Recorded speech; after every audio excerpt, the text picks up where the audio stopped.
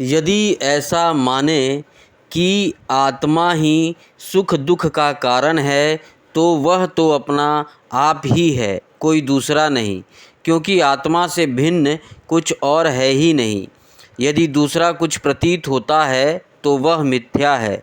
इसलिए ना सुख है ना दुख, फिर क्रोध कैसा? क्रोध का निमित्त ही क्या? यदि ग्रहों को सुख दुख का निमित्त माने तो उनसे भी अजन्मा आत्मा की क्या हानि? उनका प्रभाव भी जन्म मृत्युशील शरीर पर ही होता है।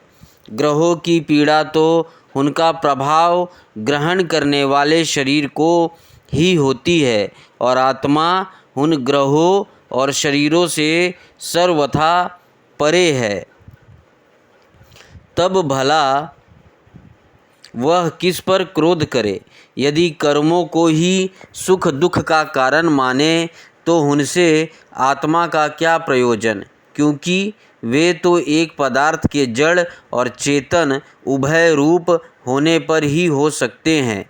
जो वस्तु विकार युक्त और अपना हित अहित जानने वाली होती है उसी से कर्म हो सकते हैं। अतः यह विकार युक्त होने के कारण जड़ होनी चाहिए और हित अहित का ज्ञान रखने के कारण चेतन। किंतु देह तो अचेतन है और उसमें पक्षी रूप से रहने वाला आत्मा सर्वथा निर्विकार और साक्षी मात्र है। इस प्रकार कर्मों का तो कोई आधार ही सिद्ध नहीं होता।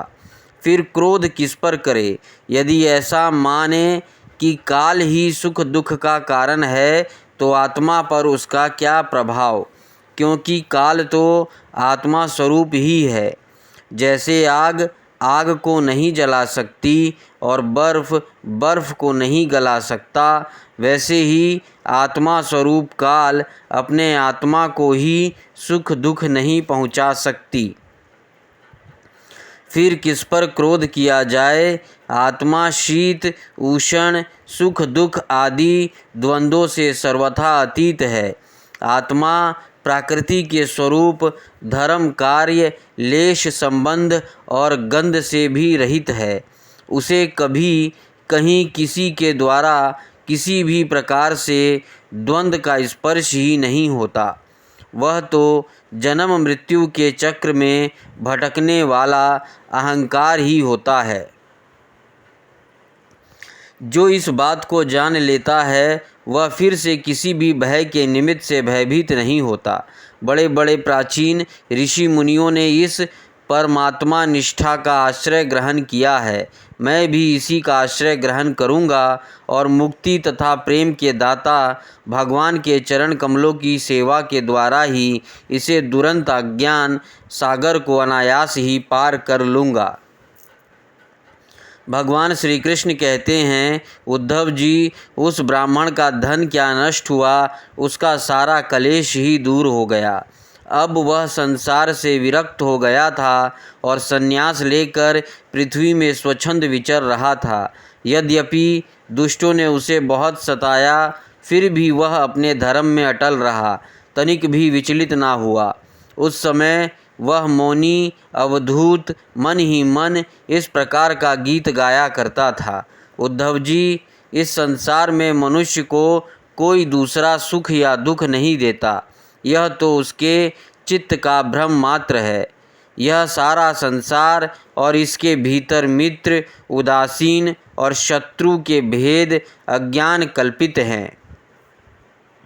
इसलिए प्यारे उद्धव, अपनी वृत्तियों को मुझ में तन्मय कर दो और इस प्रकार अपनी सारी शक्ति लगाकर मन को वश में कर लो और फिर मुझ में ही नित्य युक्त होकर स्थित हो जाओ। बस सारे योग साधना का इतना ही सार संग्रह है।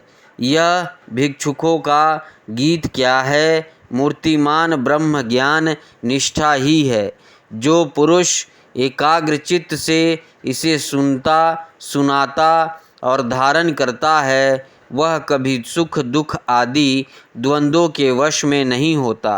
उनके बीच में भी वह सिंह के समान दहाड़ता रहता है। 24वां अध्याय सांख्य योग। भगवान श्री कृष्ण कहते हैं, प्यारे उद्धव, अब मैं तुम्हें सांख्य शास्त्र का निर्णय सुनाता हूँ। प्राचीन काल के बड़े बड़े ऋषि मुनियों ने इसका निश्चय किया है। जब जीव इसे भली भांति समझ लेता है तो वह भेद बुद्धि मूलक सुख दुख आदि रूप भ्रम का तत्काल त्याग कर देता है। युगों से पूर्व प्रलय काल में, आदि सत्य युग में और जब कभी मनुष्य विवेक निपुण होते हैं, इन सभी अवस्थाओं में यह संपूर्ण दृश्य और दृष्टा जगत और जीव विकल्प शून्य, किसी प्रकार के भेदभाव से रहित केवल ब्रह्म ही होते हैं। इसमें संदेह नहीं कि ब्रह्म में किसी प्रकार का विकल्प नहीं है। वह केवल अद्वितीय सत्य है। मन और वाणी की उसमें गति नहीं है। वह ब्रह्म ही माया और उसमें प्रतिबिंबित जीव के रूप में दृश्य और दृष्टा के रूप में दो भागों में विभक्त सा हो गया। उनमें से एक वस्तु को प्रकृति कहते हैं। उसी ने जगत में कार्य और कारण का रूप धारण किया है। दूसरी वस्तु को, जो ज्ञान स्वरूप है, पुरुष कहते हैं। उद्धव जी, मैंने ही जीवों के शुभ अशुभ कर्मों के अनुसार प्रकृति को शुद्ध किया है। तब उससे सत रज और तम ये तीनों गुण प्रकट हुए। उनसे क्रिया शांति प्रधान सूत्र और ज्ञान शक्ति प्रधान महतत्व प्रकट हुए। वे दोनों परस्पर मिले हुए ही हैं। महतत्व में विकार होने पर अहंकार व्यक्त हुआ। यह अहंकार ही जीवों को मोह में डालने वाला है। वह तीन प्रकार का है, सात्विक, राजस और तामस। अहंकार पंच तन्मात्रा, इंद्रिय और मन का कारण है, इसलिए वह जड़ चेतन उभयात्मक है। तामस अहंकार से पंच तन्मात्राएँ और उनसे पांच भूतों की उत्पत्ति हुई तथा राजस अहंकार से इंद्रियां और सात्विक अहंकार से इंद्रियों के अधिष्ठाता 11 देवता प्रकट हुए। ये सभी पदार्थ मेरी प्रेरणा से एकत्र होकर परस्पर मिल गए और इन्होंने यह ब्रह्मांड स्वरूप अंड उत्पन्न किए। यह अंड मेरी उत्तम निवास स्थान है। जब वह अंड जल में स्थित हो गया तब मैं नारायण रूप से इसमें विराजमान हो गया। मेरी नाभि से विश्व कमल की उत्पत्ति हुई, उसी पर ब्रह्मा का आविर्भाव हुआ। विश्व समिष्ट के अंतःकरण ब्रह्मा ने पहले बहुत बड़ी तपस्या की। उसके बाद मेरी कृपा प्रसाद प्राप्त करके रजोगुण के द्वारा भू भुवः स्वः अर्थात पृथ्वी, अंतरिक्ष और स्वर्ग, इन तीनों लोकों की और इनके लोकपालों की रचना की। देवताओं के निवास के लिए स्वर्गलोक, भूत प्रेत आदि के लिए भूलोक, अंतरिक्ष और मनुष्य आदि के लिए भूलोक अर्थात पृथ्वी लोक का निश्चय किया गया। इन तीनों लोकों से ऊपर महालोक, तपलोक आदि सिद्धों के निवास स्थान हुए। सृष्टि कार्य में समर्थ ब्रह्मा जी ने असुर और नागों के लिए पृथ्वी के नीचे अतल, वितल, सुतल आदि 7 पताल बनाए। इन्हीं तीनों लोकों में त्रिगुणात्मक कर्मों के अनुसार विविध गतियाँ प्राप्त होती है। योग, तपस्या और संन्यास के द्वारा महलोक, जनलोक, तपलोक और सत्यलोक रूप उत्तम गति प्राप्त होती है तथा भक्ति योग से मेरा परम धाम मिलता है। यह सारा जगत कर्म और उनके संस्कारों से युक्त है। मैं ही काल रूप से कर्मों के अनुसार उनके फल का विधान करता हूँ। इस गुण प्रवाह में पड़कर जीव कभी डूब जाता है और कभी ऊपर आ जाता है। कभी उसकी अधोगति होती है और कभी उसे पुण्य गति, उच्च गति प्राप्त हो जाती है। जगत में छोटे बड़े, मोटे पतले जितने भी पदार्थ बनते हैं, सब प्रकृति और पुरुष दोनों के सहयोग से ही सिद्ध होते हैं। जिसके आदि और अंत में जो है वह बीच में भी है और वही सत्य है। विकार तो केवल व्यवहार के लिए ही हुई कल्पना मात्र है। जैसे कंगन, कुंडल आदि सोने के विकार और घड़े सकोरे आदि मिट्टी के विकार पहले सोना या मिट्टी ही थे, बाद में भी सोना या मिट्टी ही रहेंगे। अतः बीच में भी वे सोना या मिट्टी ही हैं। पूर्ववर्ती कारण भी जिस परम कारण को उपादान बनाकर अपर कार्य वर्ग की सृष्टि करते हैं, वहीं उनकी अपेक्षा भी परम सत्य है। तात्पर्य यह कि जब जो जिस किसी भी कार्य के आदि और अंत में विद्यमान रहता है, वही सत्य है। इस प्रपंच का उपादान कारण प्रकृति है, परमात्मा अधिष्ठान है और इसको प्रकट करने वाला काल है। व्यवहार काल की यह त्रिविधता वस्तुतः ब्रह्म स्वरूप है और मैं वही शुद्ध ब्रह्म हूँ। जब तक परमात्मा की ईक्षण शक्ति अपना काम करती रहती है, जब तक उनकी पालन प्रवृत्ति बनी रहती है, जब तक जीवों के कर्म भोग के लिए कारण कार्य रूप से अथवा पिता पुत्र आदि के रूप से यह सृष्टि चक्र निरंतर चलता रहता है।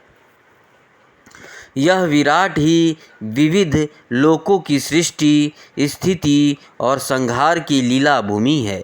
जब मैं काल रूप से इसमें व्याप्त होता हूँ, प्रलय का संकल्प करता हूँ, तब यह भुवनों के साथ विनाश रूप विभाग के योग्य हो जाता है। उसके लीन होने की प्रक्रिया यह है कि प्राणियों के शरीर अन्न में, अन्न बीज में, बीज भूमि में और भूमि गंध तान मात्रा में लीन हो जाती है। गंध जल में, जल अपने गुण रस में, रस तेज में और तेज रूप में लीन हो जाता है। रूप वायु में, वायु स्पर्श में, स्पर्श आकाश में तथा आकाश शब्द तन मात्रा में लीन हो जाता है। इंद्रियां अपने कारण देवताओं में और अंततः राजस अहंकार में समा जाती है। हे सौम्य, राजस अहंकार अपने नियंता सात्विक अहंकार रूप मन में शब्द तन मात्रा पंचभूतों के कारण तामस अहंकार में और सारे जगत को मोहित करने में समर्थ त्रिविध अहंकार महतत्व में लीन हो जाता है। ज्ञान शक्ति और क्रिया शक्ति प्रधान महतत्व अपने कारण गुणों में लीन हो जाता है।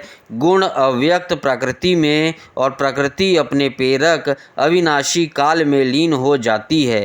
काल मायामय जीव में और जीव मुझ अजन्मा आत्मा में लीन हो जाता है।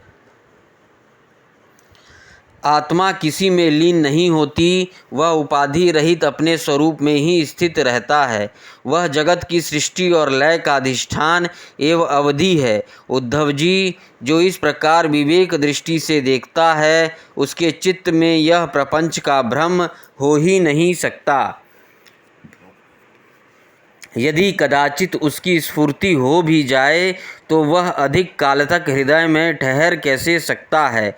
क्या सूर्योदय होने पर भी आकाश में अंधकार ठहर सकता है? उद्धव जी, मैं कार्य और कारण दोनों का ही साक्षी हूँ। मैंने तुम्हें सृष्टि से प्रलय और प्रलय से सृष्टि तक की सांख्य विधि बतला दी। इससे संदेह की गांठ कट जाती है और पुरुष अपने स्वरूप में स्थित हो जाता है। 25वां अध्याय तीनों गुणों की वृत्तियों का निरूपण। भगवान श्री कृष्ण कहते हैं, पुरुष प्रवर उद्धव जी, प्रत्येक व्यक्ति में अलग अलग गुणों का प्रकाश होता है। उनके कारण प्राणियों के स्वभाव में भी भेद हो जाता है। अब मैं बतलाता हूँ कि किस गुण से कैसा कैसा स्वभाव बनता है। तुम सावधानी से सुनो। सत्गुण की वृत्तियाँ हैं शम, दम, तितिक्षा, विवेक, तप, सत्य, दया, स्मृति, संतोष, त्याग, विषयों के प्रति अनिच्छा, श्रद्धा, लज्जा, आत्मरति, दान, विनय और सरलता आदि।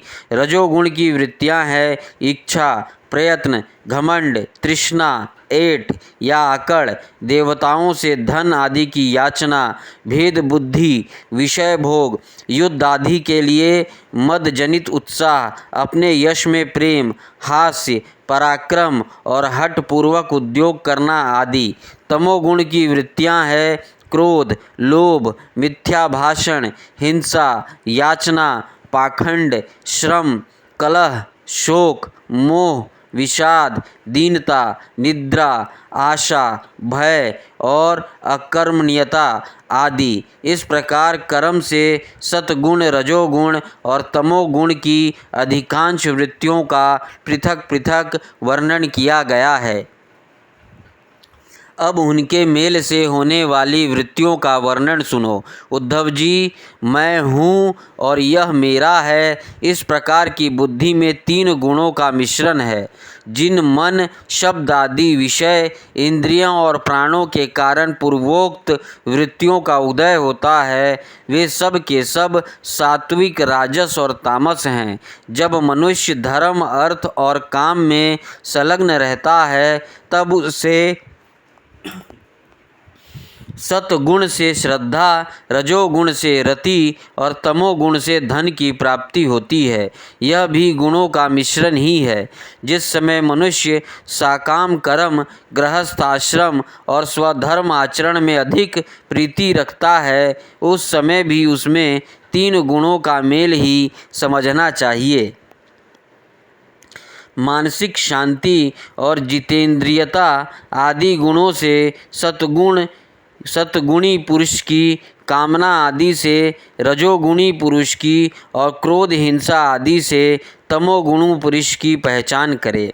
पुरुष हो चाहे स्त्री, जब वह निष्काम होकर अपने नित्य नैमित्तिक कर्मों द्वारा मेरी आराधना करे, तब उसे सतोगुणी जानना चाहिए। साकाम भाव से अपने कर्मों के द्वारा मेरा भजन पूजन करने वाला रजोगुणी है, और जो अपने शत्रु की मृत्यु आदि के लिए मेरा भजन पूजन करे, उसे तमोगुणी समझना चाहिए। सत, रज और तम, इन तीनों गुणों का कारण जीव का चित्त है, उनसे मेरा कोई संबंध नहीं है। इन्हीं गुणों के द्वारा जीव शरीर अथवा धन आदि में आसक्त होकर बंधन में पड़ जाता है। सतगुण प्रकाशक, निर्मल और शांत है। जिस समय वह रजोगुण और तमोगुण को दबाकर बढ़ता है, उस समय पुरुष सुख, धर्म और ज्ञान आदि का भाजन हो जाता है। रजोगुण भेद बुद्धि का कारण है, उसका स्वभाव है आसक्ति और प्रवृत्ति। जिस समय तमोगुण और सतोगुण को दबाकर रजोगुण बढ़ता है, उस समय मनुष्य दुख, कर्म, यश और लक्ष्मी से संपन्न होता है। तमोगुण का स्वरूप है अज्ञान, उसका स्वभाव है आलस्य और बुद्धि की मूढ़ता। जब वह बढ़कर सतोगुण और रजोगुण को दबा लेता है, तब वह प्राणी तरह तरह की आशाएं करता है, शोक मोह में पड़ जाता है, हिंसा करने लगता है अथवा निद्रा आलस्य के वशीभूत होकर पड़ा रहता है। जब चित्त प्रसन्न हो, इंद्रियां शांत हो, देह निर्भय हो और मन में आसक्ति ना हो, तब सतगुण की वृद्धि समझनी चाहिए। सतगुण मेरी प्राप्ति का साधन है। जब काम करते करते जीव की बुद्धि चंचल, ज्ञानेंद्रियां असंतुष्ट, कर्मेंद्रिया विकार युक्त, मन भ्रांत और शरीर अस्वस्थ हो जाए, तब समझना चाहिए कि रजोगुण जोर पकड़ रहा है। जब चित्त ज्ञान इंद्रियों के द्वारा शब्द आदि विषयों को ठीक ठीक समझने में असमर्थ हो जाए और खिन्न होकर लीन होने लगे, मन सूना सा हो जाए तथा अज्ञान और विषाद की बुद्धि हो, तब समझना चाहिए कि तमोगुण वृद्धि पर है। उद्धव जी, सतगुण के बढ़ने पर देवताओं का, रजोगुण के बढ़ने पर असुरों का और तमोगुण के बढ़ने पर राक्षसों का बल बढ़ जाता है। वृत्तियों में भी क्रमशः सत आदि गुणों की अधिकता होने पर देवत्व, असुरत्व और राक्षस तत्व प्रधान प्रवृत्ति अथवा मोह की प्रधानता हो जाती है। सतगुणों से जागृत अवस्था, रजोगुणों से स्वप्न अवस्था और तमोगुण से सुषुप्त अवस्था होती है। तुर्यहीन तीनों में एक सा व्याप्त रहता है, वही शुद्ध और एक रस आत्मा है। वेदों के अभ्यास में तत्पर ब्राह्मण सतगुण के द्वारा उत्तरोत्तर ऊपर के लोकों में जाते हैं। तमोगुण से जीवों के वृक्षाद पर्यंत अधोगति प्राप्त होती है और रजोगुण से मनुष्य शरीर मिलता है। जिसकी मृत्यु सतगुण की वृद्धि के समय होती है, उसे स्वर्ग की प्राप्ति होती है। जिसकी रजोगुण की वृद्धि के समय होती है, उसे मनुष्य लोक मिलता है और जो तमोगुण की वृद्धि के समय मरता है, उसे नरक की प्राप्ति होती है। परंतु जो पुरुष त्रिगुणातीत जीवन मुक्त हो गए हैं, उन्हें मेरी ही प्राप्ति होती है। जब अपने धर्म का आचरण मुझे समर्पित करके अथवा निष्काम भाव से किया जाता है, तब वह सात्विक होता है। जिस कर्म के अनुष्ठान में किसी फल की कामना रहती है, वह राजसिक होता है और जिस कर्म में किसी को सताने अथवा दिखाने आदि का भाव रहता है, वह तामसिक होता है। शुद्ध आत्मा का ज्ञान सात्विक है, उसको कर्ता भोक्ता समझना राजस ज्ञान है और उसे शरीर समझना तो सर्वथा तामसिक है। इन तीनों से विलक्षण मेरे स्वरूप का वास्तविक ज्ञान निर्गुण ज्ञान है। वन में रहना सात्विक निवास है, गांव में रहना राजस है और जुआ घर में रहना तामसिक है। इन सबसे बढ़कर मेरे मंदिर में रहना निर्गुण निवास है। अनासक्त भाव से कर्म करने वाला सात्विक है, रागांध होकर कर्म करने वाला राजसिक है और पूर्व पर्व विचार से रहित होकर करने वाला तामसिक है। इनके अतिरिक्त जो पुरुष केवल मेरी शरण में रहकर बिना अहंकार के कर्म करता है, वह निर्गुण करता है। आत्मज्ञान विषयक श्रद्धा सात्विक श्रद्धा है, कर्म विषयक श्रद्धा राजस है और जो श्रद्धा अधर्म में होती है वह तामस है तथा मेरी सेवा में जो श्रद्धा है वह निर्गुण श्रद्धा है। आरोग्यदायक पवित्र और अनायास प्राप्त भोजन सात्विक है। रसेंद्रियों की रुचिकर और स्वाद की दृष्टि से युक्त आहार राजस है तथा दुखदायी और अपवित्र आहार तामस है।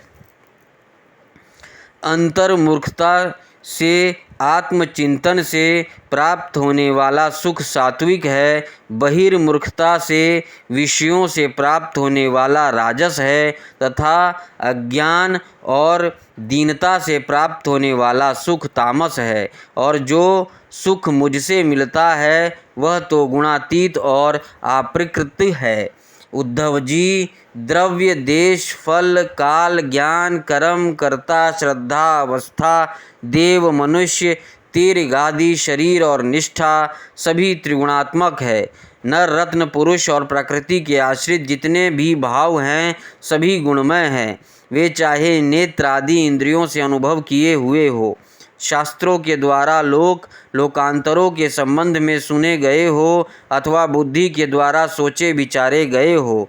जीव को जितनी भी योनियां अथवा गतियां प्राप्त होती है वे सब उनके गुणों और कर्मों के अनुसार ही होती है।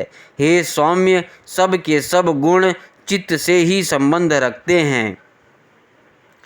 जो जीव उन पर विजय प्राप्त कर लेता है वह भक्ति योग के द्वारा मुझ में ही परिनिष्ठित हो जाता है और अंततः मेरे वास्तविक स्वरूप, जिसे मोक्ष भी कहते हैं, प्राप्त कर लेता है। यह मनुष्य शरीर बहुत ही दुर्लभ है। इसी शरीर में तत्व ज्ञान और उसमें निष्ठा रूप विज्ञान की प्राप्ति संभव है। इसलिए इसे पाकर बुद्धिमान पुरुषों को गुणों की आसक्ति हटाकर मेरा भजन करना चाहिए। विचारशील पुरुष को चाहिए कि बड़ी सावधानी से सतगुण के सेवन से रजोगुण और तमोगुण को जीत ले, इंद्रियों को वश में कर ले और मेरे स्वरूप को समझकर मेरे भजन में लग जाए। आसक्ति का लेश मात्र भी ना रहने दे। योग युक्ति से चिंतन वृत्तियों को शांत करके निरपेक्षता के द्वारा सतगुण पर भी विजय प्राप्त कर ले। इस प्रकार गुणों से मुक्त होकर जीव अपने जीव भाव को छोड़ देता है और मुझसे एक हो जाता है। जीव लिंग शरीर रूप अपनी उपाधि जीव तत्व से तथा अंतःकरण में उदय होने वाले सत्वादी गुणों की वृत्तियों से मुक्त होकर मुझे ब्रह्मा की अनुभूति से एक तत्व दर्शन से पूर्ण हो जाता है और वह फिर बाहरी अथवा आंतरिक किसी भी विषय में नहीं जाता। 26वां अध्याय पुरुरवा की वैराग्य योक्ति। भगवान श्री कृष्ण कहते हैं, उद्धव जी, यह मनुष्य शरीर मेरे स्वरूप ज्ञान की प्राप्ति का, मेरी प्राप्ति का मुख्य साधन है। इसे पाकर जो मनुष्य सच्चे प्रेम से मेरी भक्ति करता है वह अंतःकरण में स्थित मुझे आनंद स्वरूप परमात्मा को प्राप्त हो जाता है। जीवों की सभी योनियाँ, सभी गतियाँ त्रिगुणमयी है। जीव ज्ञान निष्ठा के द्वारा उनसे सदा के लिए मुक्त हो जाता है। सत्य रज आदि गुण जो दिख रहे हैं वे वास्तविक नहीं हैं, माया मात्र हैं। ज्ञान हो जाने के बाद पुरुष उनके बीच में रहने पर भी, उनके द्वारा व्यवहार करने पर भी उनसे बंधता नहीं। इसका कारण यह है कि उन गुणों की वास्तविक सत्ता ही नहीं है। साधारण लोगों को इस बात का ध्यान रखना चाहिए कि जो लोग विषयों के सेवन और उदर पोषण में ही लगे हुए हैं उन्हें असत पुरुषों का संग कभी ना करे, क्योंकि उनका अनुगमन करने वाले पुरुष की वैसी ही दुर्दशा होती है जैसे अंधे के सहारे चलने वाले अंधे की। उसे तो घोर अंधकार में ही भटकना पड़ता है। उद्धव जी, पहले तो परम यशस्वी सम्राट इलानंदन पुरुरवा उर्वशी के विरह से अत्यंत बेसुध हो गया था। पीछे शोक हट जाने पर उसे बड़ा वैराग्य हुआ और तब उसने यह गाथा गाई। राजा पुरुरवा नग्न होकर पागल की भांति अपने को छोड़कर भागती हुई उर्वशी के पीछे अत्यंत विहल होकर दौड़ने लगा और कहने लगा, देवी, निष्ठुर हृदय में थोड़ी देर ठहर जा, भाग मत। उर्वशी ने उनका चित्त आकृष्ट कर लिया था। उन्हें तृप्ति नहीं हुई थी। वे क्षुद्र विषयों के सेवन में इतने डूब गए थे कि उन्हें वर्षों की रात्रियां ना जाती मालूम पड़ी और ना तो आती। पुरुरवा ने कहा, हाय हाय, भला मेरी मूढ़ता तो देखो। काम वासना ने मेरे चित्त को कितना कलुषित कर दिया। उर्वशी ने अपनी बाहों से मेरी ऐसी गला पकड़ा कि मैंने आयु के ना जाने कितने वर्ष खो दिए। अहो, विस्मृति की भी एक सीमा होती है। हाय, इसने मुझे लूट लिया। सूर्य अस्त हो गया या उदित हुआ यह भी मैं ना जान सका। बड़े खेद की बात है कि बहुत से वर्षों के दिन पर दिन बीते गए पर मुझे मालूम तक ना पड़ा। अहो, आश्चर्य है, मेरे मन में इतना मोह बढ़ गया जिसने नरदेव शिखामणि चक्रवर्ती सम्राट मुझ पुरुरवा को भी स्त्रियों का क्रीड़ा मर्ग बना लिया। देखो, मैं प्रजा को मर्यादा में रखने वाला सम्राट हूँ। वह मुझे और मेरे राजपाट को तिनके की तरह छोड़कर जाने लगी और मैं पागल होकर नंग धड़ंग रोता बिलखता उस स्त्री के पीछे दौड़ पड़ा। हाय, यह भी कोई जीवन है। मैं गधे की तरह दुर्लत्तियाँ सहकर भी स्त्री के पीछे पीछे दौड़ता रहा। फिर मुझमें प्रभाव, तेज और स्वामित्व भला कैसे रह सकता है? स्त्री ने जिसका मन चुरा लिया उसकी विद्या व्यर्थ है। उसे तपस्या, त्याग और शास्त्र अभ्यास भी कोई लाभ नहीं, और इसमें संदेह नहीं कि उसका एकांत सेवन और मौन भी निष्फल है। मुझे अपनी ही हानि लाभ का पता नहीं, फिर भी अपने को बहुत बड़ा पंडित मानता हूँ। मुझ मूर्ख को धिक्कार है। हाय, मैं चक्रवर्ती सम्राट होकर भी गधे और बैल की तरह स्त्री के फंदे में फंस गया। मैं वर्षों तक उर्वशी के होठों की मादक मदिरा पीता रहा, पर मेरी काम वासना तृप्त ना हुई। सच है, कहीं आहूतियों से अग्नि की तृप्ति हुई है। उसे कुलटा ने मेरे चित्त चुरा लिया। आत्मा राम, जीवन मुक्तों के स्वामी, इंद्रिया अतीत भगवान को छोड़कर और ऐसा कौन है जो मुझे उसके फंदे से निकाल सके? उर्वशी ने तो मुझे वैदिक सूक्त के वचनों के द्वारा यथार्थ बात कहकर समझाया भी था, परंतु मेरी बुद्धि ऐसी मारी गई कि मेरे मन का वह भयंकर मोह तब भी मिटा नहीं। जब मेरी इंद्रियां ही मेरे हाथ के बाहर हो गई, तब मैं समझता भी कैसे? जो रस्सी के स्वरूप को ना जानकर उसमें सर्प की कल्पना कर रहा है और दुखी हो रहा है, रस्सी ने उसका क्या बिगाड़ा है? इसी प्रकार इस उर्वशी ने भी हमारा क्या बिगाड़ा, क्योंकि स्वयं मैं ही अजितेंद्रिय होने के कारण अपराधी हूँ।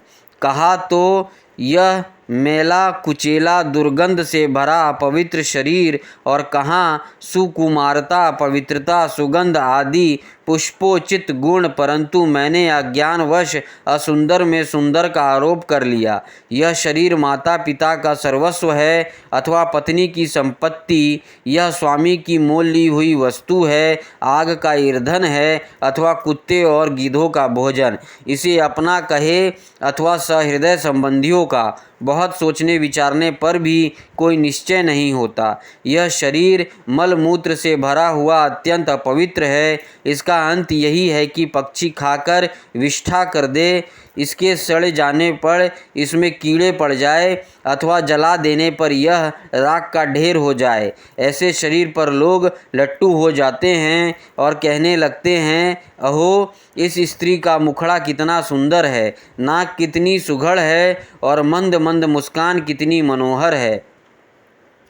यह शरीर त्वचा, मांस, रुधिर, स्त्रायु, मेदा, मज्जा और हड्डियों का ढेर और मल मूत्र तथा पीप से भरा हुआ है। यदि मनुष्य इसमें रमता है तो मल मूत्र के क्रीड़ा में और उसमें अंतर ही क्या है? इसलिए अपनी भलाई समझने वाले विवेकी मनुष्य को चाहिए कि स्त्रियां और स्त्री लंपट पुरुषों का संग ना करे। विषय और इंद्रियों के संयोग से ही मन में विकार होता है, अन्यथा विकार का कोई अवसर ही नहीं।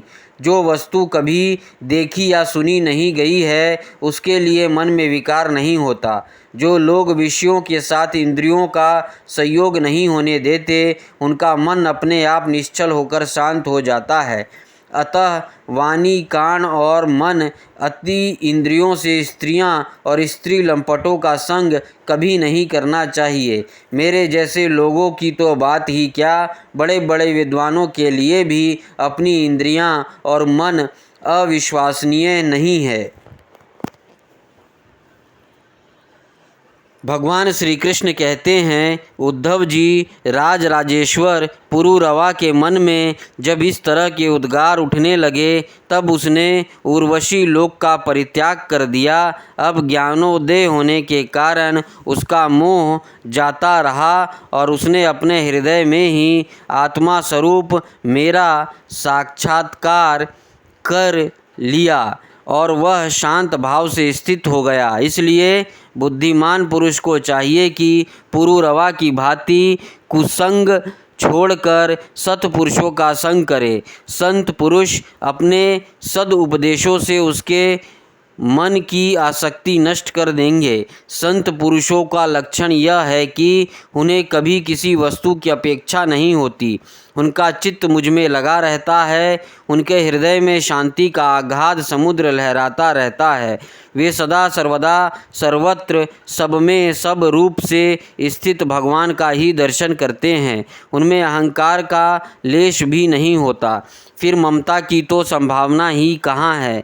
वे सर्दी गर्मी सुख दुख आदि द्वंद्वों में एक रस रहते हैं तथा बौद्धिक मानसिक शारीरिक और पदार्थ संबंधी किसी प्रकार का भी परिग्रह नहीं रखते। परम भाग्यवान उद्धव जी, संतों के सौभाग्य की महिमा कौन कहे। उनके पास सदा सर्वदा मेरी लीला कथाएं हुआ करती हैं। मेरी कथाएं मनुष्य के लिए परम हितकर है। जो उनकी सेवा करते हैं उनके सारे पाप तापों को वो धो डालती है। जो लोग आदर और श्रद्धा से मेरी लीला कथाओं का श्रवण गान और अनुमोदन करते हैं वे मेरे परायण हो जाते हैं, मेरे अनन्य प्रेममयी भक्ति प्राप्त कर लेते हैं। उद्धव जी, मैं अनंत अचिंत्य कल्याणमय गुण गणों का आश्रय हूँ। मेरा स्वरूप है केवल आनंद, केवल अनुभव, विशुद्ध आत्मा। मैं साक्षात परब्रह्म हूँ। जिसे मेरी भक्ति मिल गई वह तो संत हो गया, अब उसे कुछ भी पाना शेष नहीं है। उनकी तो बात ही क्या। जिसने उन संत पुरुषों की शरण ग्रहण कर ली उसकी भी कर्म जड़ता, संसार भय और अज्ञान आदि सर्वथा निवृत्त हो जाते हैं। भला जिसने अग्नि भगवान का आश्रय ले लिया उसे शीत भय अथवा अंधकार का दुख हो सकता है। जो इस घोर संसार सागर में डूब उतर रहा है उनके लिए ब्रह्मवेत्ता और शांत संत ही एकमात्र आश्रय है। जैसे जल में डूब रहे लोगों के लिए दृढ़ नौका, जैसे अन्न से प्राणियों के प्राण की रक्षा होती है, वैसे मैं ही दीन दुखियों का परम रक्षक हूँ। जैसे मनुष्य के लिए परलोक में धर्म ही एकमात्र पूंजी है, वैसे ही जो लोग संसार से भयभीत हैं उनके लिए संत जन ही परम आश्रय हैं। जैसे सूर्य आकाश में उदय होकर लोगों को जगत तथा अपने को देखने के लिए नेत्रदान करता है, वैसे ही संत पुरुष अपने को तथा भगवान को देखने के लिए अंतर्दृष्टि देते हैं। संत अनुग्रहशील देवता हैं। संत अपने हितैषी सहृदय हैं। संत अपने प्रियतम आत्मा हैं। और अधिक क्या कहूँ, स्वयं मैं ही संत के रूप में विद्यमान हूँ।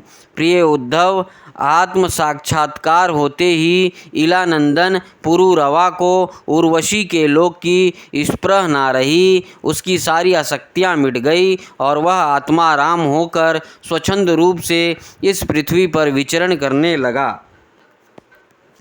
27वां अध्याय क्रिया योग का वर्णन। उद्धव जी ने पूछा, भक्त वत्सल श्री कृष्ण, जिस क्रिया योग का आश्रय लेकर जो भक्तजन जिस प्रकार से जिस उद्देश्य से आपकी अर्चना पूजा करते हैं, आप अपने उस आराधन रूप क्रिया योग का वर्णन कीजिए। देव ऋषि नारद, भगवान व्यासदेव और आचार्य बृहस्पति आदि बड़े बड़े ऋषि मुनि यह बात बार बार कहते हैं कि क्रिया योग के द्वारा आपकी आराधना ही मनुष्यों के परम कल्याण का साधन है। यह क्रिया योग पहले पहल आपके मुखारविंद से ही निकला था।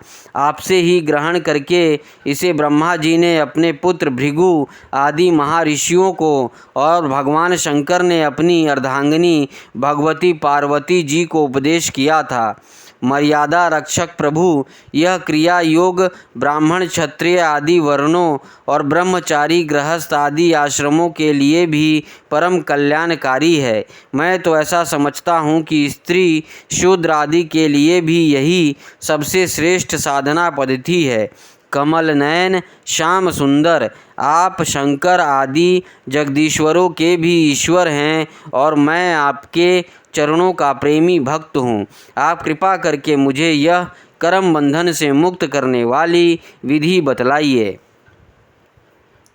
भगवान श्री कृष्ण ने कहा, उद्धव जी, कर्म कांड का इतना विस्तार है कि उसकी कोई सीमा नहीं, इसलिए मैं उसे थोड़े में ही पूर्वापार क्रम से विधि पूर्वक वर्णन करता हूँ।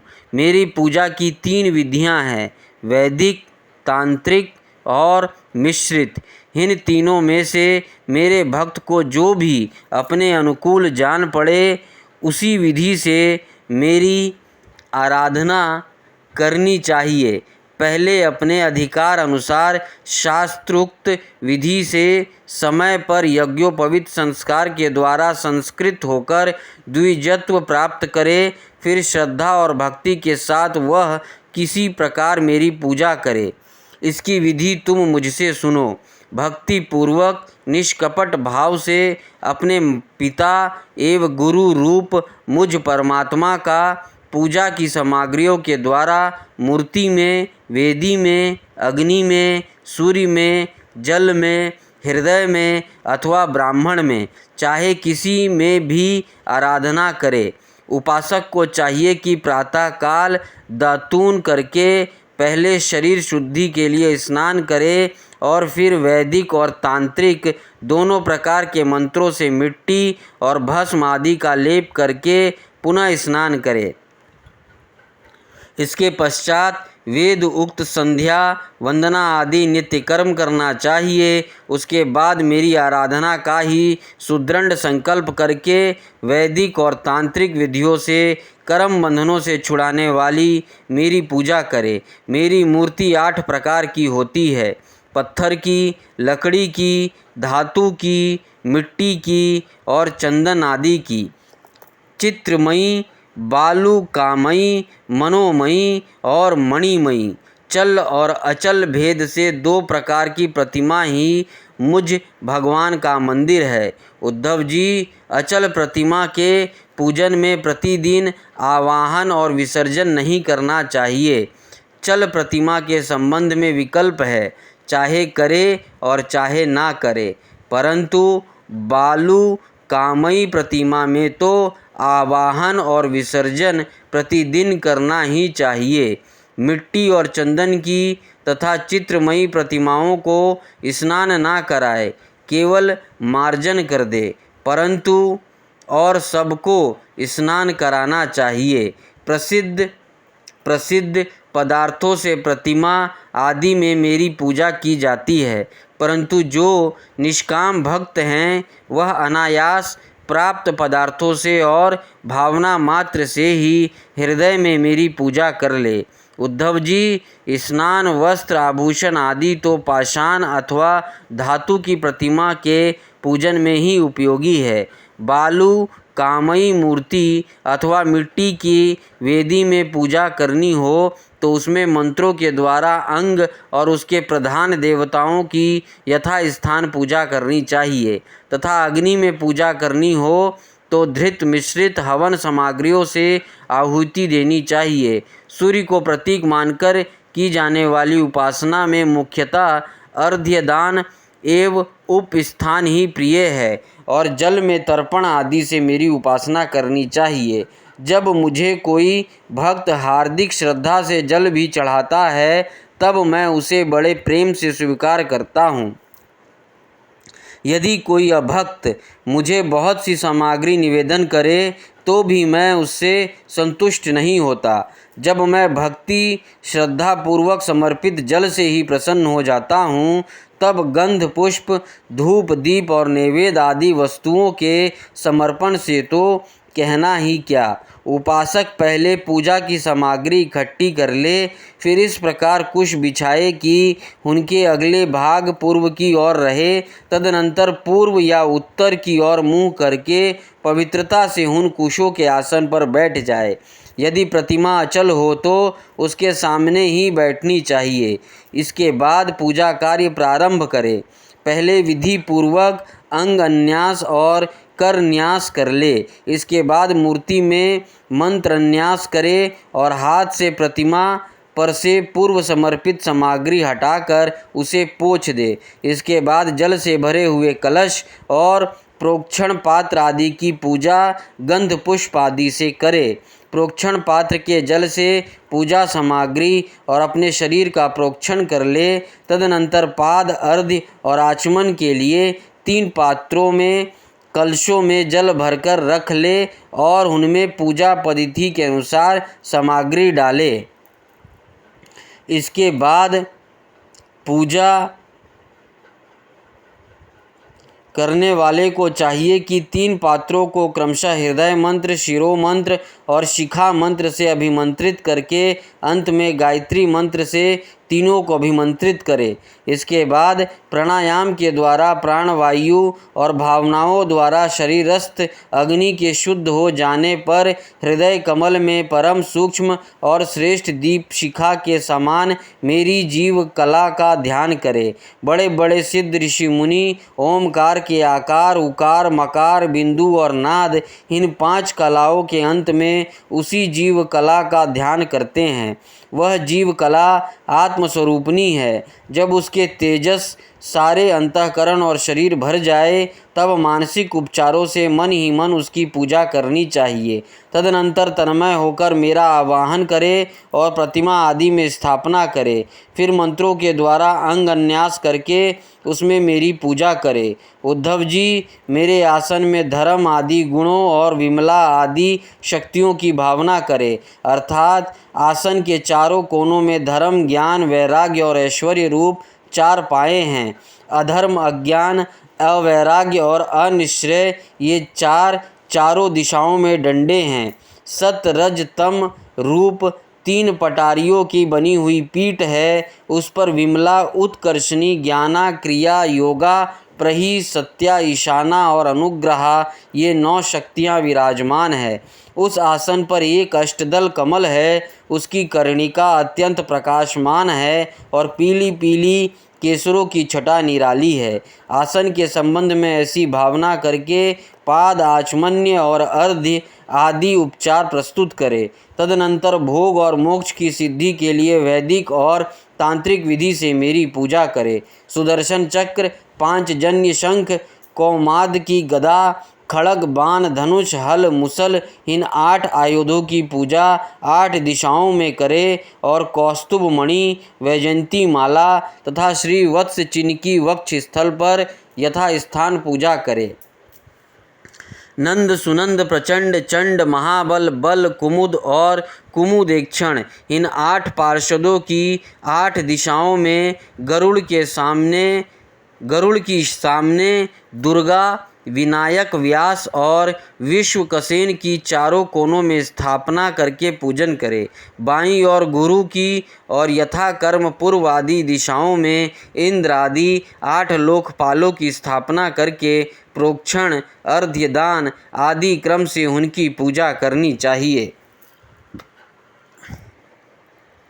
प्रिय उद्धव, यदि सामर्थ्य हो तो प्रतिदिन चंदन, खस, कपूर, केसर और अर्गजा आदि सुगंधित वस्तुओं द्वारा सुवासित जल से मुझे स्नान कराए और इस समय स्वर्ण धर्म इत्यादि, स्वर्ण धर्म अनुवाक, जित्ते, पुनरोकाक्षा इत्यादि महापुरुष विद्या, सहस्त्र शीर्षा पुरुषः इत्यादि पुरुष सूक्त और इंद्रम नरो ने मिधिता हवंतः इत्यादि मंत्र उक्त राजनादि साम गायन का पाठ भी करता रहे। मेरे भक्त वस्त्र, यज्ञोपवित्र आभूषण, पत्र, माला, गंध और चंदन आदि से प्रेम पूर्वक यथावत मेरा श्रृंगार करे। उपासक श्रद्धा के साथ मुझे पाद, आचमन, चंदन, पुष्प, अक्षत, धूप, दीप आदि सामग्रियां समर्पित करे। यदि हो सके तो गुड़, खीर, धृत, पूड़ी, पुए, लड्डू, हलवा, दही और दाल आदि विविध व्यंजनों का नैवेद्य लगाए। भगवान के विग्रहों को दातून कराए, उपटन लगाए, पंचामृत आदि से स्नान कराए, सुगंधित पदार्थों का लेप करे, दर्पण दिखाए, भोग लगाए और शक्ति हो तो प्रतिदिन अथवा पर्वों के अवसर पर नाचने गाने आदि का भी प्रबंध करे।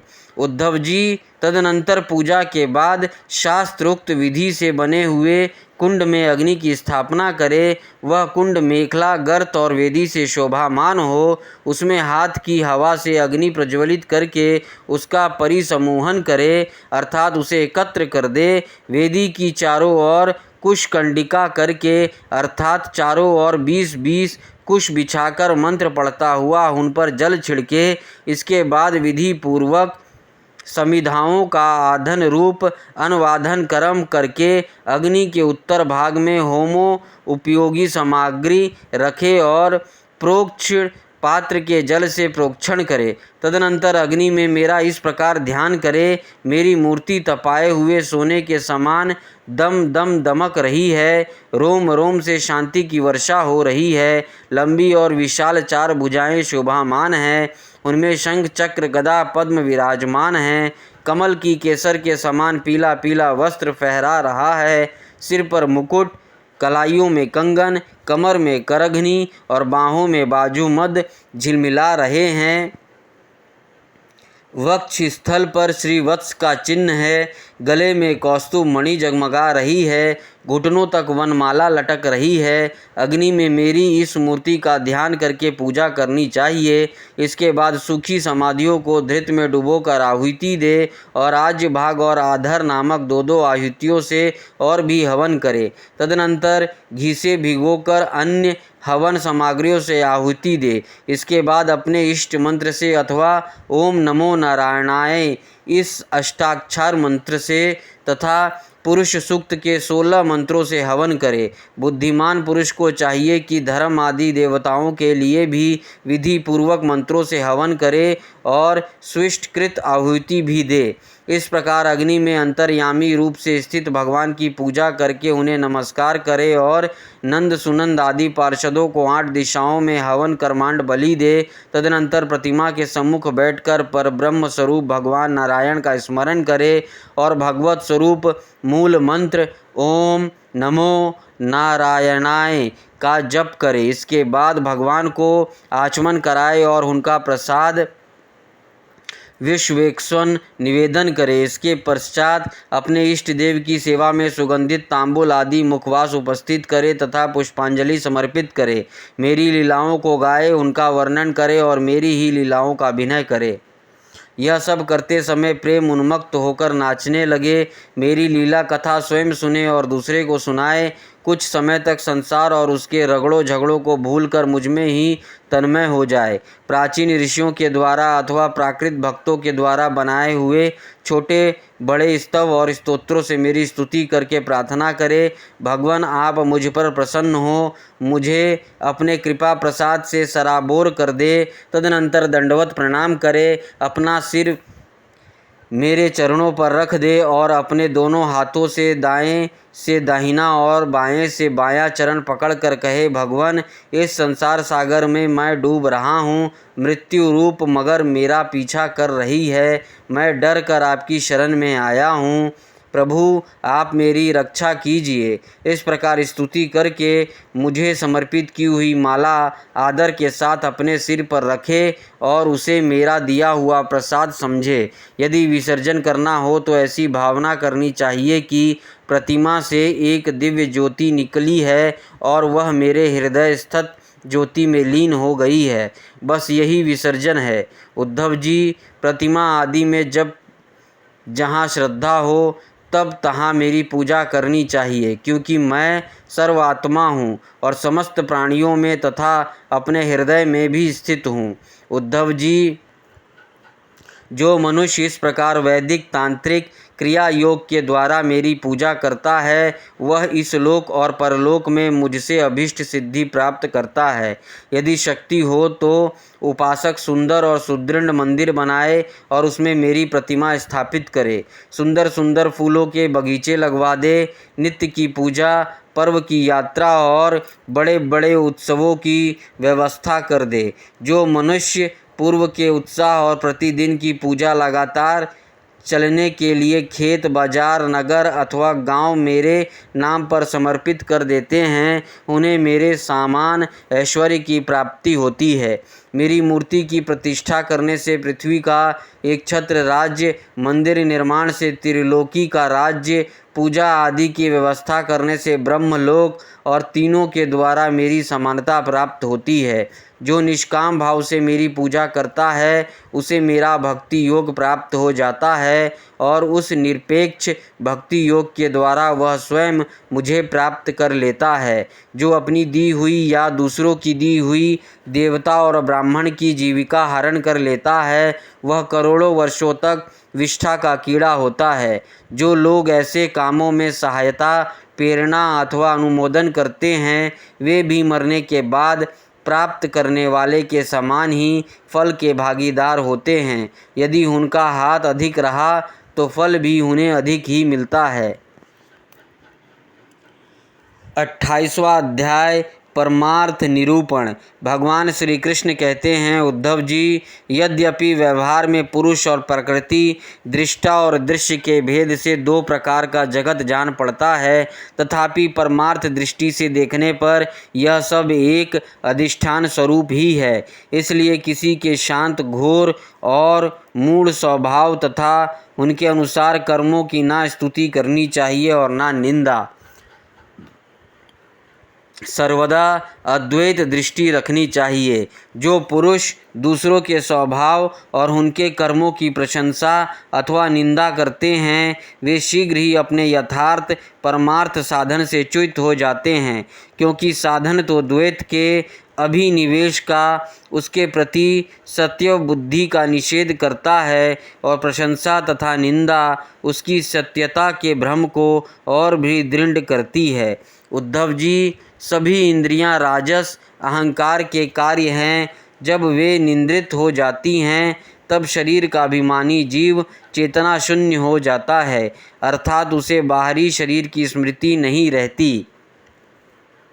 उस समय यदि मन बच रहा तब तो वह सपने के झूठे दृश्यों में भटकने लगता है और वह भी लीन हो गया। तब तो जीव के मृत्यु के समान गाढ़ निद्रा सुषुप्ति में लीन हो जाता है।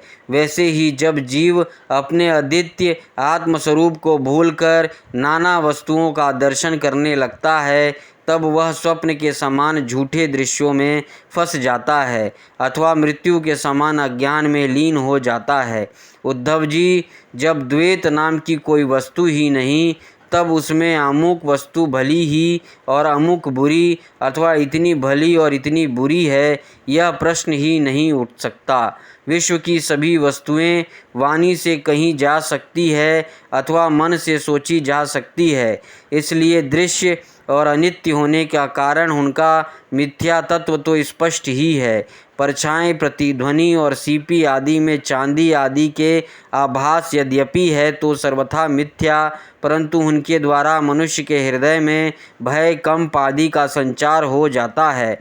वैसे ही देह आदि सभी वस्तुएं हैं तो सर्वथा मिथ्या ही, परंतु जब तक ज्ञान के द्वारा इनकी असत्यता का बोध नहीं हो जाता, इनकी आत्यंतिक निवृत्ति नहीं हो जाती, तब तक ये भी अज्ञानियों को भयभीत करती रहती है।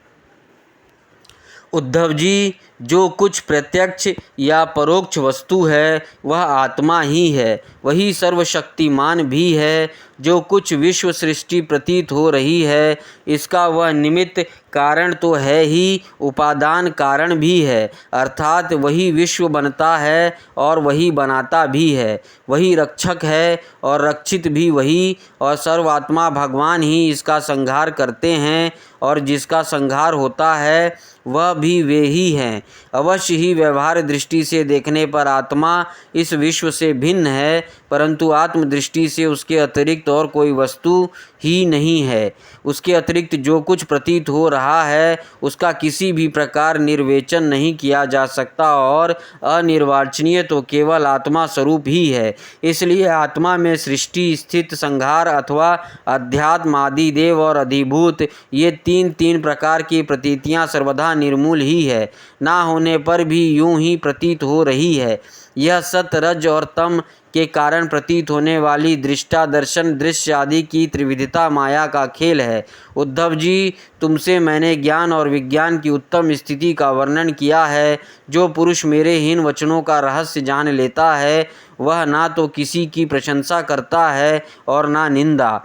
वह जगत में सूर्य के समान समभाव से विचरता रहता है। प्रत्यक्ष अनुमान, शास्त्र और आत्म अनुभूति आदि सभी प्रमाणों से यह सिद्ध है कि यह जगत उत्पत्ति विनाशशील होने के कारण अनित्य और असत्य है। यह बात जानकर जगत में असंग भाव से विचरना चाहिए। उद्धव जी ने पूछा, भगवान, आत्मा है दृष्टा और देह है दृश्य। आत्मा स्वयं प्रकाश है और देह है जड़। ऐसी स्थिति में जन्म मृत्यु स्वरूप संसार ना शरीर का हो सकता है और ना आत्मा का, परंतु इसका होना भी उपलब्ध होता है। तब यह होता किसे है? आत्मा तो अविनाशी, प्राकृत, अप्रकृत, गुणों से रहित, शुद्ध स्वयं प्रकाश और सभी प्रकार के आवरणों से रहित है, तथा शरीर विनाशी, सगुण, अशुद्ध, प्रकाश और अवृद्ध है। आत्मा अग्नि के समान प्रकाशमान है तो शरीर काठ की तरह अचेतन। फिर यह जन्म मृत्यु स्वरूप संसार है किसे? भगवान श्री कृष्ण ने कहा, वस्तुतः प्रिय उद्धव, संसार का अस्तित्व नहीं है, तथापि जब तक देह, इंद्रिय और प्राणों के साथ आत्मा की संबंध भ्रांति है तब तक अविवेकी पुरुष को वह सत्य सा स्फुरित होता है। जैसे स्वप्न में अनेकों विपत्तियां आती है पर वास्तव में वे है नहीं, फिर भी स्वप्न टूटने तक उनका अस्तित्व नहीं मिटता, वैसे ही संसार के ना होने पर भी जो उसमें प्रतीत होने वाले विषयों का चिंतन करते रहते हैं उनके जन्म मृत्यु रूप संसार की निवृत्ति नहीं होती।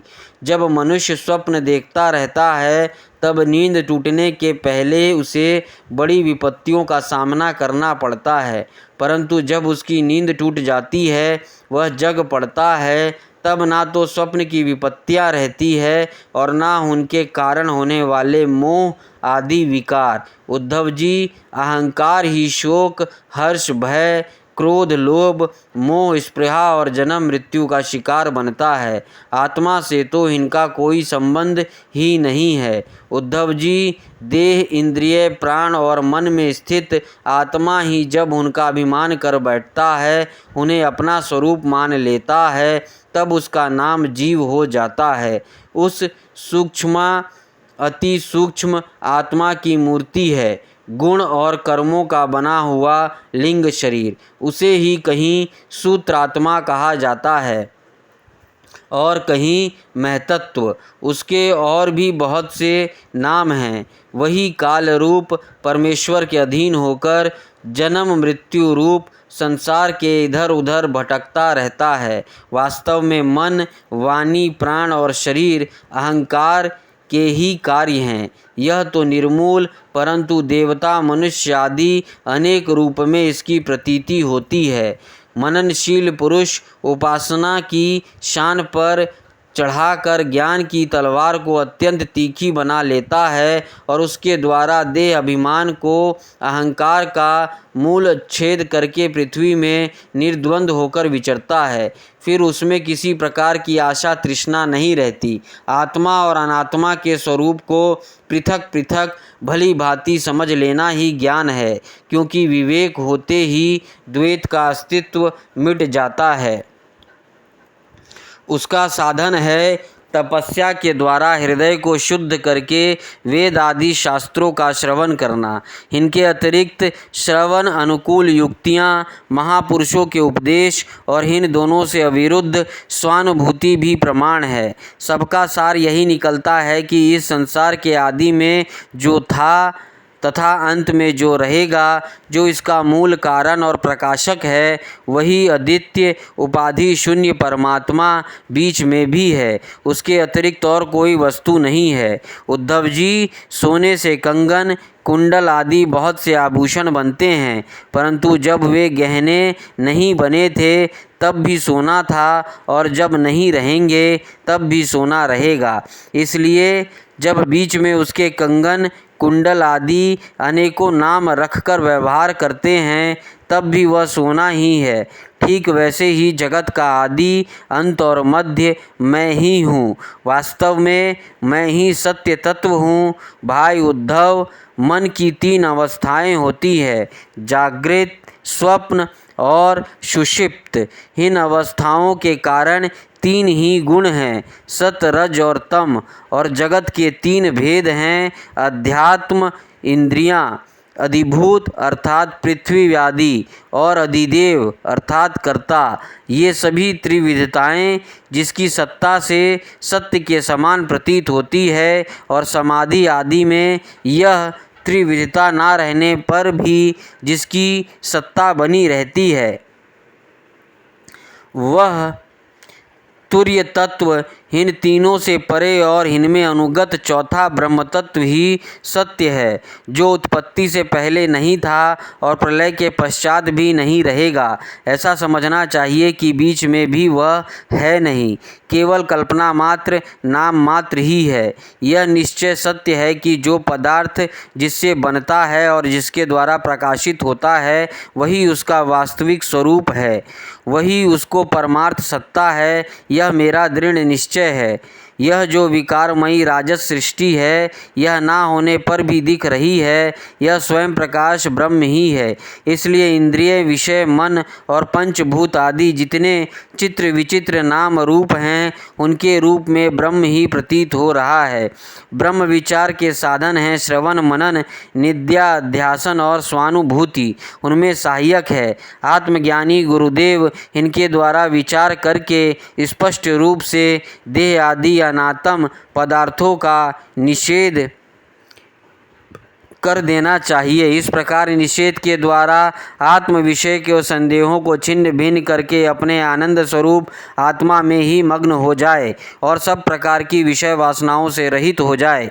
निषेध करने की प्रक्रिया यह है कि पृथ्वी का विकार होने के कारण शरीर आत्मा नहीं है।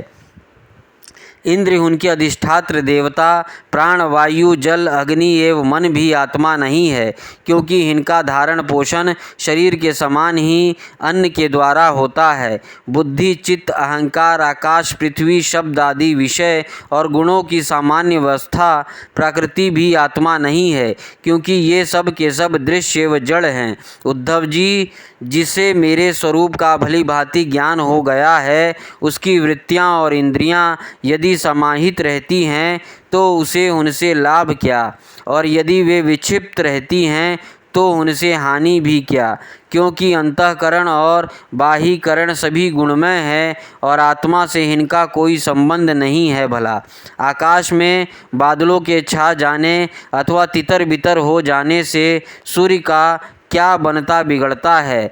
जैसे वायु आकाश को सूखा नहीं सकती, आग जला नहीं सकती, जल भिगो नहीं सकता, धूल धुएं मटमैला नहीं कर सकते, और ऋतुओं के गुण गर्मी, सर्दी आदि उसे प्रभावित नहीं कर सकते, क्योंकि वे सब आने जाने वाले क्षणिक भाव हैं और आकाश इन सब का एक रस अधिष्ठान है।